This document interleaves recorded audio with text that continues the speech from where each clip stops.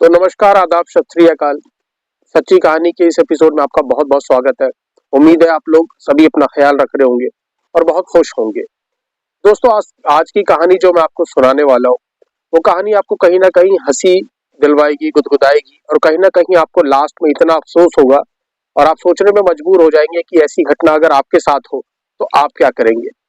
तो आइए बिना वक़्त गवाए कहानी को शुरू करते हैं। कहानी को शुरू करने से पहले अगर अभी तक आपने हमारे चैनल को सब्सक्राइब नहीं किया तो सब्सक्राइब कर लीजिएगा। बहुत मेहनत लगती है आपको कहानी आपके लिए कहानी बनाने के लिए, क्योंकि इस समय गाँव से अपने घर से बहुत दूर आया हूँ एक गाँव के इलाके में और यहाँ पर स्टूडियो का कोई सेटअप नहीं है। फिर भी आपके लिए कहानी बना रहा हूँ, तो थोड़ा-सा आपके सपोर्ट की ज़रूरत है। आइए बिना वक़्त गवाए कहानी को शुरू करते हैं। तो दोस्तों ये कहानी है 2023 की कहानी है। एक महिला अपने पति को बहुत पीटती है, मारती है। पति परेशान हो जाता है। एक्चुअली वो पति पहली बार तो पिटा नहीं होता, 2-3 बार पिट चुका होता है और पेशे से वो एक डॉक्टर होता है और अपनी पत्नी के खिलाफ वो एफआईआर करवाने थाने पहुंचता है। थाने में कांस्टेबल को एक एप्लीकेशन देता है। कांस्टेबल एप्लीकेशन पढ़ता है, बहुत हंसी आती है उसे और हंसते हुए कहता है कि आप ये एप्लीकेशन एसएचओ साहब को दे दो।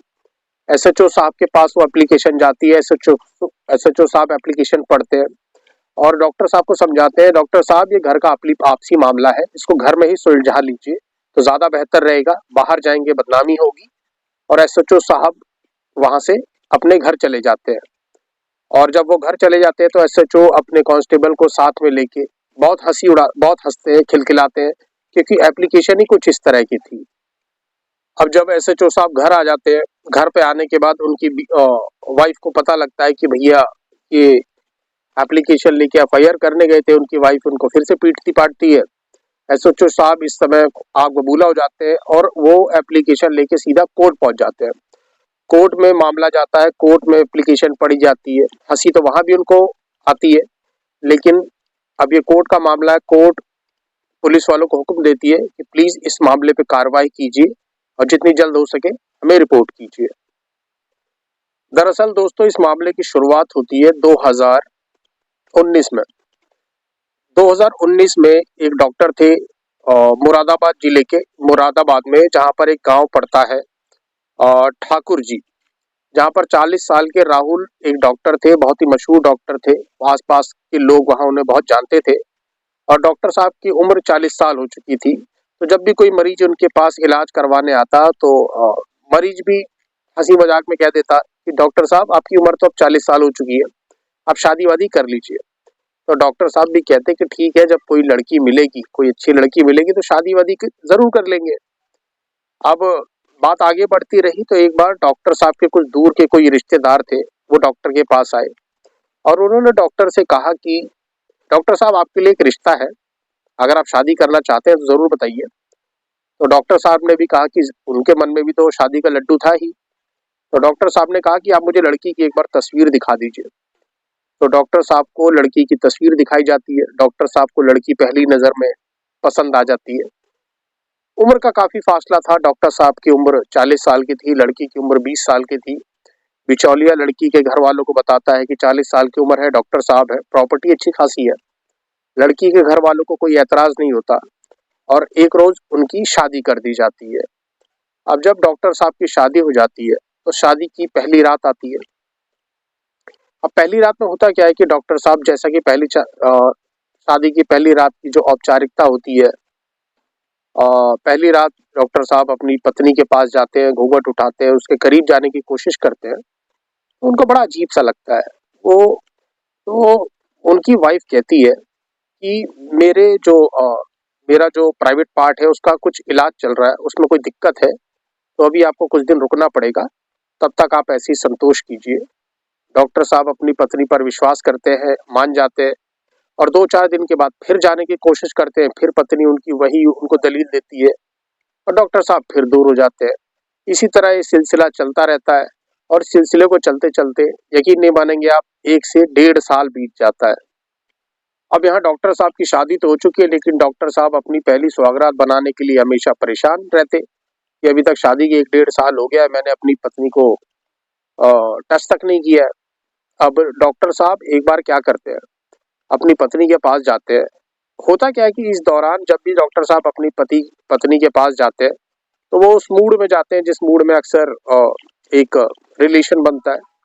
तो वो अपने कपड़े वपड़े उतार के जाते हैं, तो इस समय जो उनकी बीवी होती है उनका वीडियो बनाती रहती है, शूट करती रहती है, और जैसे ही उसके करीब जाते हैं तो वो उनको मना कर देती है।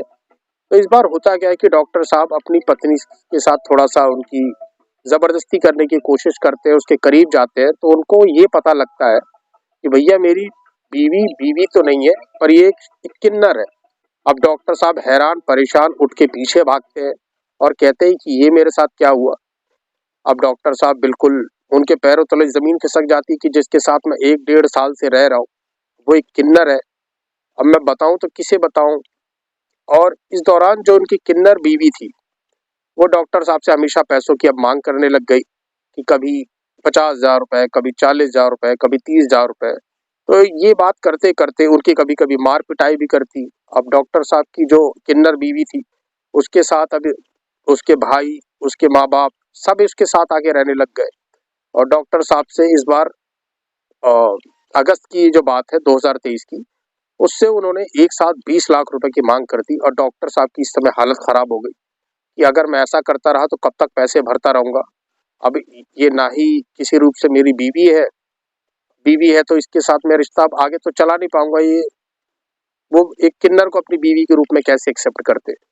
तो उन्होंने ये बात जाके फिर भैया इसकी एफआईआर कांस्टेबल वहां पर पुलिस थाने में दर्ज कराई, एसएचओ को दर्ज कराई, कार्रवाई नहीं की तो कोर्ट में गए। कोर्ट में पुलिस वालों ने पूरी अब बोला कि भैया इसकी रिपोर्ट अब मुझे दीजिए। अब डॉक्टर साहब का जो केस था वो कोर्ट में चला गया।